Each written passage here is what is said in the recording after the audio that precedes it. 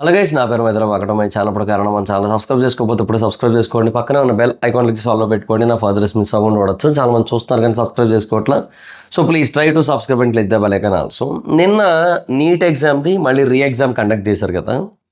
So ఆ re exam conduct చేయడం కోసం అని చెప్పి ఈవెన్ టెలిగ్రామ్ని కూడా కొద్ది రోజుల పాటు బ్యాన్ చేశారు. అవన్నీ కూడా మనం చూసాం. అయితే ఆ నీట్ రీ ఎగ్జామ్ని కండక్ట్ చేసే టైంలో నిన్న బెంగళూరులో కొంతమంది స్టూడెంట్స్ మిస్ అయిపోయారు ఆ ఎగ్జామ్ని. అంటే కొంచెం లేట్గా వెళ్ళారని చెప్పి వాళ్ళని అలో చేయలేదన్నమాట.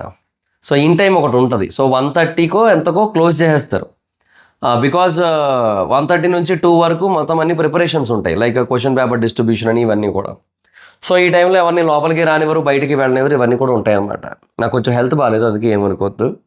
కొంచెం బాగా జ్వరం అది ఉంది, కొంచెం కళ్ళ నీళ్ళు అవి వచ్చేస్తున్నాయి, ఆవిర్లకి వేడి ఉంది మొత్తం.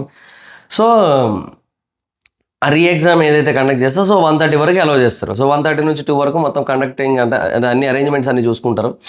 తర్వాత 2 o'clock ఎగ్జామ్ మొదలు పెడతారు. సో బేసిక్ ఇది కాన్సెప్ట్, అవునా? అయితే ఈ స్టూడెంట్స్ 1:30కి రావాల్సిన వాళ్ళందరూ కూడా 1:35కి రీచ్ అయ్యారు అక్కడికి. అయినా కూడా వాళ్ళని అలౌ చేయలేదు, అది వేరే విషయం. 5 minutes లేట్ అయింది, ఇంకా ఎగ్జామ్ అయితే స్టార్ట్ అవ్వలేదు, కానీ వాళ్ళని అలౌ చేయలేదు. ఎందుకంటే క్లోజింగ్ టైం 1:30 అని చెప్పారు. ఇంకా అందువల్ల ఆ లోపు రాని వాళ్ళందరినీ కూడా అలౌ చేయలేదు అనమాట. సో బేసిక్గా వాళ్ళు ఏమనుకున్నారంటే చాలామంది ముందు వెళ్ళిపోయి ఏం చేయాలి అంటే లంచ్ అది చేసి 12కి మనం ఇక్కడ నుంచి అక్కడికి వెళ్ళడానికి ఒక 1 hour అట్లా పడుతుంది. సో మనం 12:15కి బయలుదేరినా కూడా 1:15 కల్లా వెళ్ళిపోవచ్చు. సో ఇన్ టైమే ఉంటాం కదా, అప్పుడు వెళ్ళిపోవచ్చులే లోపలికి అనుకున్నారేమో. ఇక ఎక్కడెక్కడ నుంచో వచ్చేవాళ్ళు కొంతమంది ఉంటారు. కాకపోతే ఇక్కడ మిస్ అయిన వాళ్ళందరూ కూడా ఎక్కడెక్కడ వాళ్ళు ఏం కాదు, కొంచెం లోకల్, కాకపోతే కొంచెం ట్రాఫిక్ ఎక్కువ ఉంటుంది కదా Bengaluru. So Bengaluru is city of traffic. So అట్లా అనమాట. సో అందువల్ల కొంచెం లేట్ అవుతుంది వాళ్ళకి, అందుకే 1 hour పడుతుంది అని చెప్పి దాని తగ్గట్టు ఏదో ప్లాన్ చేసుకుంటూ వెళ్ళారు. కాకపోతే వాళ్ళకి నార్మల్గా కంటే ఒక 1/2 hour ఎక్కువ టైం పట్టింది, ఒక 20 minutes పైన ఎక్కువ టైం పట్టింది. ఎందుకు ఎక్కువ పట్టింది 20 minutes పైన అంటే, నిన్న కాంగ్రెస్ ఒక ప్రోగ్రామ్ అయితే జరిగింది అక్కడ. కాంగ్రెస్ తరఫున ఖర్గే వీళ్ళందరూ కూడా వచ్చి మాట్లాడారు కూడా అక్కడ. సో వీళ్ళందరూ వచ్చి మాట్లాడింది అక్కడ ఒక పెద్ద ఈవెంట్ అయింది. అండ్ అక్కడ కూడా చిన్న కాంట్రవర్సీ అయింది. అండ్ బేసిక్గా సీఎం డీకే అని అరుస్తూ ఉంటే ఆయన ఖర్గే సీరియస్ అయిపోయాడు. ఎందుకు అరుస్తున్నారు, నాకు తెలియదా ఏం చేయాలో, నేను చూసుకుంటా, మీరు బేసిక్గా ఇలా ఎవరైతే అరుస్తున్నారో వాళ్ళందరినీ చూసి వాళ్ళ మీద డిసిప్లినరీ యాక్షన్ తీసుకుంటే ఇవన్నీ కూడా జరిగాయి, కానీ అది వేరే విషయం. సో ఆ ఈవెంట్ ఏదైతే జరిగిందో ఆ ఈవెంట్ పట్ల చాలామంది కోపంగా ఉన్నారు. ఎందుకంటే ఇప్పుడు ఆ ఈవెంట్ కారణంగానే ఎవరైతే ఇప్పుడు స్టూడెంట్స్ మిస్ అయ్యారో వాళ్ళందరూ కూడా ఇబ్బంది పడ్డారు. అంటే ట్రాఫిక్ని డైవర్ట్ చేయడం, వేరే రూట్స్లో వాళ్ళందరినీ కూడా మళ్లించడం, ఇవన్నీ కూడా చేసి బస్సులు అవన్నీ జామ్ అయిపోయి ట్రాఫిక్ ఇంకెక్కువ జామ్ అయిపోయింది నార్మల్ కంటే. సో అంటే ఒక బేసిక్ ఎప్పుడైనా సరే డైవర్షన్స్ అనేవి చేసినప్పుడు పెద్ద మెయిన్ రోడ్స్ ఏవైతే ఉంటే వాటి నుంచి డైవర్ట్ చేస్తే ఇంకా చిన్న రోడ్డుకే డైవర్ట్ చేస్తారు. సో అలాంటి కొన్ని ప్రాబ్లమ్స్ అయితే ఉన్నాయి. కాబట్టి ఇక్కడ వీళ్ళని డైవర్ట్ చేయడం వల్ల వెళ్ళాల్సిన టైం కంటే ఒక 20-30 minutes ఎక్కువ టైం పట్టింది చాలామందికి. సో దానివల్ల 1:15కి వెళ్ళాల్సిన వాడు 1:35కి, అంటే 1కి వెళ్ళాల్సిన వాడు 1:35కి, 1:05 కల్లా అక్కడ ఉండాల్సిన వాడు 1:35కి ఇలాగా వెళ్ళారనమాట. సో చాలా లేట్ అయిపోయింది. కొన్ని ఏరియాస్లో డైవర్షన్స్ అవి జరిగాయి. సో ఆ ఏరియాలో వాళ్ళందరూ కూడా ఎఫెక్ట్ అయ్యారు. సో ఇప్పుడు కాంగ్రెస్ని బేసిక్గా మనం ఏమనాలి, ఇప్పుడు ఇదే నరేంద్ర మోడీ గారు నిన్న ఏం చేశారో చెప్తే మీరు షాక్ అవుతారు లిటరల్లీ. నరేంద్ర మోడీ గారు నిన్న బేసిక్గా ఏమంటారు, ఆయన ఎయిర్పోర్ట్లో దిగారు, 1 గంట పోకల్లా దిగారు. ఆయన డైరెక్ట్గా ఇంటికి వెళ్ళిపోవచ్చు యాక్చువల్లీ, కానీ వెళ్లకుండా ఒక 45 minutes అక్కడే ఉన్నారు ఆయన. సో దట్ 2 వరకు ఆయన అక్కడే ఉంటే 2 o'clockకి బయలుదేరారు. ఎందుకు, ఆయన ఆ టైంకి వెళ్తేనే ఏమంటారు, ఈ నీట్ స్టూడెంట్స్ ఎవరైతే ఉంటారో వాళ్ళు వెళ్తుంటారు కదా బేసిక్గా ఎగ్జామినేషన్ సెంటర్స్కి. ఆ ఎగ్జామినేషన్ సెంటర్స్కి వెళ్ళే వాళ్ళందరికీ కూడా ఇబ్బంది లేకుండా ఉంటుంది అని చెప్పి. అంటే ఇప్పుడు పిఎం కాన్వాయ్ వెళ్తుందంటే ఆబ్వియస్లీ ఎంత కాదన్నా సరే ఆపుతారు కదా. సో రోడ్లన్నీ బ్లాక్ చేస్తారు. సో అలా బ్లాక్ చేసినప్పుడు మరి ఆబ్వియస్లీ స్టూడెంట్స్ అందరూ కూడా ఎఫెక్ట్ అవుతారు కదా. సో అందుకే నరేంద్ర మోడీ గారు బేసిక్గా ఒక 45 నిమిషాలు ఆగిపోయారు. సో వీళ్ళు కూడా ఈవినింగ్ కండక్ట్ చేసుకోవచ్చు కదా, మధ్యాహ్నం ఎగ్జామ్ ఉందని తెలుసుకొని. ఆరో నీట్ ఎగ్జామ్ ఉంది, సరే ఈవినింగ్కి ప్రోగ్రామ్ పోస్ట్పోన్ చేసుకోవచ్చు కదా, చేయలే. పోనీ ఒక 2 గంటలు పోస్ట్పోన్ చేసినా కూడా సరిపోద్ది. కరెక్ట్గా అది జరిగే టైంకే ఈవెంట్ జరగాలి అంటే ఎట్లా, ఏదో కావాలని చేసినట్టు ఉంది. కాంగ్రెస్ ఎప్పుడు ఇంతే బేసిక్గా, దాంతో ఉన్న ప్రాబ్లమే ఇది. అంటే పోనీ సరే అది ఏదో ప్లానింగ్ బరస్ట్గా ఉండే ఏదో జరిగిపోయింది అనుకుందాం.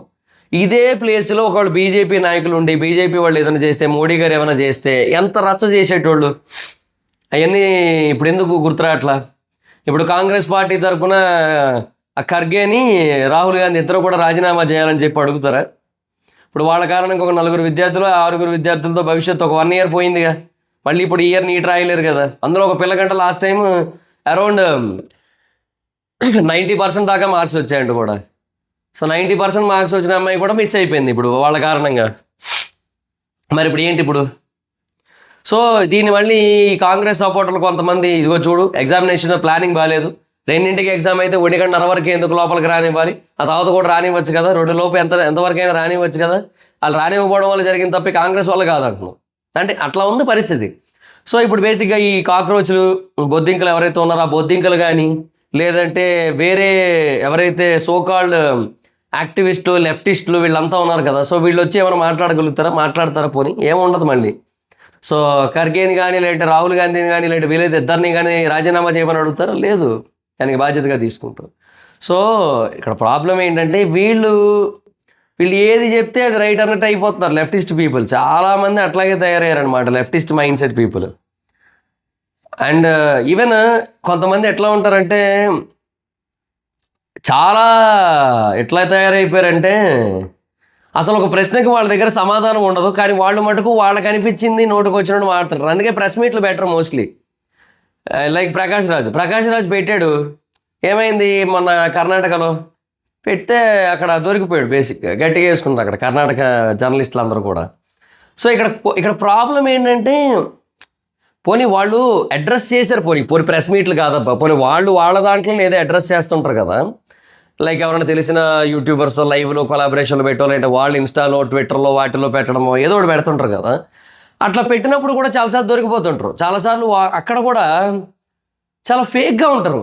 అక్కడ కూడా ఏదో రియాలిటీ మాట్లాడుతున్నాము ఇది నిజం అన్నట్టు అనిపించదు ఎప్పుడు కూడా వాళ్ళ సైడ్ నుంచి. ఏదో 1-2 ఇట్లో తప్పిస్తే ఆ హిందీ ఇంపోజింగ్ ఏదైతే ఉందో ఆ టైంలో కొంచెం లాజికల్గా అనిపిస్తుంది. ఏమని మీరు మా భాష నేర్చుకోరు కానీ మేము మటుకు మీ భాష నేర్చుకోవాలి, అలాగే ఎలాగవుతుంది. సో అందరికి ఒక కామన్ లాంగ్వేజ్ ఉండాలి, అది వేరే లాంగ్వేజ్ అవ్వాలని చెప్పి అది ఇంగ్లీష్ని పెట్టడం.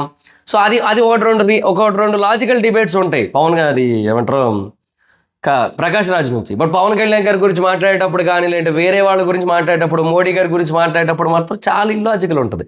అది ప్రెస్ మీట్లే కాదు, పోనీ ఆయన దాంట్లో మాట్లాడినప్పుడు కూడా అదో రకంగా ఉంటుంది. ఆయన మాటలు ఆయనే కాంట్రడిక్ట్ చేసుకుంటూ ఉంటాడు. అండ్ పోనీ మొన్న ఓరి బేసిక్గా కేకే క్రియేట్స్ దాంట్లో ఇంటర్వ్యూ ఇచ్చినప్పుడు పాడ్కాస్ట్కి వచ్చినప్పుడు ధ్రువరాటిని వేసుకున్నాడు గట్టిగా, ధ్రువటట్టి అని చెప్పి. సో అక్కడ తను కూడా చాలా క్లియర్గా చెప్తారు ఒక మాట, ఏమని చాలా కన్వీనియంట్గా వాళ్ళ నెరేటివ్కి సూట్ అయ్యే కైండ్ ఆఫ్ టాపిక్లు మాత్రమే చూస్ చేసుకుంటారు. సో మిగతా వాటి గురించి అసలు మాట్లాడరని చెప్పి ఆరీ చాలా క్లియర్గా చెప్పాడు. యాక్చువల్లీ ఆరీ మీద చాలామందికి రెస్పెక్ట్ పెరిగింది ఆ ఇన్సిడెంట్ తర్వాత, ఆ ఇంటర్వ్యూ తర్వాత. అంటే అట్లా ఉంది మరి పరిస్థితి ఇంకా అక్కడ. సో నా పాయింట్ ఏంటంటే వీళ్ళందరూ కూడా వీళ్ళకి సూట్ అయ్యేవి, వీళ్ళకి కన్వీనియంట్గా ఉండేవి, వీళ్ళ ప్రాపగాండాకి వీళ్ళ ఎజెండాకి పర్ఫెక్ట్గా ఉండేవి మాత్రమే చూస్ చేసుకొని మిగతా వాటి గురించి మాట్లాడరు. ఈ సీజేపీ కూడా అంతే. ఈ కాక్రోచ్ జనతా పార్టీ కూడా ఏం లేదబ్బా, అది ఫేడ్ అవుట్ అయిపోద్ది కొద్ది రోజుల్లో, పెద్ద మ్యాటరే కాదు అసలు అది. ఎందుకంటే కాక్రోచ్ జనతా పార్టీ అనేది ఒక వైరల్ స్టేట్మెంట్ వల్ల పుట్టింది అంతే. సో అది పుట్టింది, ఆ తర్వాత ఏదో కొంచెం పెరిగింది, దానికి ఏదో హడావిడి చేశారు. మళ్ళీ ఆ అభిజిత్ అన్నోడి మీద మొత్తం అన్నీ బయటకు వస్తున్నాయి. వాడు ఆ నిరాహార దీక్ష చేస్తాను అంటున్నాడు, బ్రెడ్ బజ్జీ తింటుంటాడు. అది మళ్ళీ ట్విస్ట్ ఏంటంటే ఎవడో అడిగితే ఇప్పుడు ఇది తింటే నేను నిరాహార దీక్ష చేయనట్టా అంటే లేదు లేదు లేదు నిరాహార దీక్ష చేస్తున్నట్టే అంటారు పక్కన ఉన్న వాళ్ళందరూ. అంటే గొర్రెలు మొత్తం. ఇంకొక అమ్మాయి వచ్చి బేసిక్గా టెలిగ్రామ్ని ఎందుకు బ్యాన్ చేశారు, మీరు బ్యాన్ చేయాల్సింది ఎన్టీఏని కదా అంది. సరే అసలు ఎన్టీఏ ఏంటమ్మా అంటే రేహో అని చూస్తుంది మొత్తం. ఎన్టీ అంటే ఏంటో తెలియదు, నేషనల్ టెస్టింగ్ ఏజెన్సీ అంటే ఏంటో తెలియదు. బట్ దాన్ని బ్యాన్ చేయాలంటే అందరూ ఏదో చెప్తున్నారు, నేను చెప్పేద్దాం. వాళ్ళు ఫాలో అయ్యేటోళ్ళు కూడా మోస్ట్లీ అట్లే ఉన్నారు. ఇది చాలా పెద్ద ప్రాబ్లం ఇది. సో ఒకటి థింగ్ ఏంటంటే క్వశ్చన్ చేస్తే అందరినీ క్వశ్చన్ చేయాలి, అన్ని వైపులా క్వశ్చన్ చేయాలి. సో అది ఇక్కడ ఉన్న ప్రాబ్లం అంతా కూడా. అలా చెయ్యట్లేదు చాలామంది. సో ఇంకేం చేయలేము మరి. సో ఇప్పుడు కూడా కాయిన్కి ఒక సైడే చూస్తారు, ఏమనంటే 2 వైపులా అదే ఉందంటారు. అలా కాదు, కాయిన్కి 2 వైపులా 2 వేరు థింగ్స్ ఉంటాయి. 2 చూసి 2 మాట్లాడాలి. అలా లేదు అన్నట్టయితే అట్లీస్ట్ మాట్లాడమైనా మానేస్తే బెటర్ మరి ఇంకేం చేస్తాం ఇంకా. సో అది మరి సిచ్యువేషన్. సో ఇవి చూద్దాం మరి ఇప్పుడు అట్లీస్ట్ కాక్రోచ్ జనతా పార్టీ కాంగ్రెస్ని ఏమైనా అంటుందా, కాంగ్రెస్ పెట్టినందుకు అట్లా చేసినందుకు ఈవెంట్ పెట్టినందుకు వాళ్ళకి లేట్ అయ్యేలా చేసినందుకు ఏమైనా అంటుందా లేదా చూద్దాం ఒకసారి వాళ్ళ పరిస్థితి ఏంటో వాళ్ళ అభిప్రాయాలు ఏంటో.